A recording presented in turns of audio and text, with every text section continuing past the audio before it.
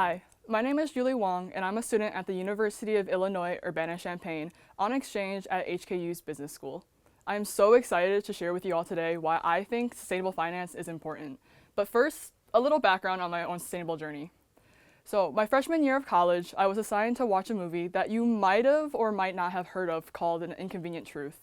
If you haven't heard of it, it's a 2006 documentary that covers former US Vice President Al Gore's campaign to educate people on the alarming rise of greenhouse gas emissions and how it causes global warming. It was kind of a big deal since it effectively increased awareness for the climate crisis that we continue to largely face today. His arguments are extremely data-driven and help put into perspective the growth of our industries in an eye-opening way. It planted the seed for sustainability in my life purpose as it did for many others. Now since 2006, two important instances of goal setting occurred, both in 2015. The first is the Paris Agreement Treaty that states global temperature rises must be kept well below 2 degrees Celsius from pre-industrial levels, preferably to 1.5 to prevent the worst of effects of climate change. This influenced the other goal, which calls for carbon neutrality by 2050.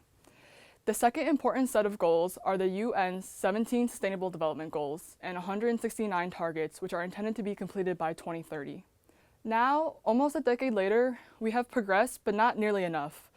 In a press release by the UN from June of this year, 2024, it states only 17% of goals are on track, and we only have a third of the time left. While the 1.5 degrees Celsius threshold we are supposed to stay within by 2100 is estimated to hit well over 2 degrees with the current plans and policies. This is where sustainable financing comes in. In an oversimplified definition, it means to invest in sustainable projects and initiatives. When evaluating what to invest in, this directly translates to a company's risks and opportunities. For example, climate change causes more frequent and intense natural disasters, which can then lead to asset damage and possible disruptions of supply chains. Another example is that climate change also aggravates biodiversity loss. This is important because issues like the decrease in pollination affects our agricultural sectors, as soil health and quality of crop yields can be compromised. Both instances mean a loss of revenue and resources. But like I said before, there is opportunity in sustainable financing. There is strong empirical data that shows positive links between ESG and corporate financial performance. In a series of meta-analyses from 2015 to 2021, thousands of studies over the relationship between ESG and CFP consistently showed a positive correlation between the two. Right now, renewable energy alternatives are a prime example of how sensible and competitive sustainable investing can be. Many top tech companies like Microsoft, Google, and Amazon have already pivoted towards nuclear energy as their solution to keep up with the generative AI demand for power.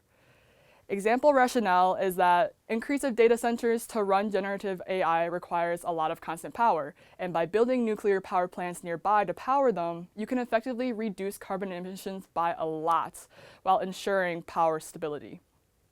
Furthermore, it helps socially since new jobs will be created to man those data centers and power plants. Even better, if the nuclear power plants are built by retrofitting coal and fossil fuel assets, this can mean revitalizing the economy of a town that may have heavily depended on the polluting assets.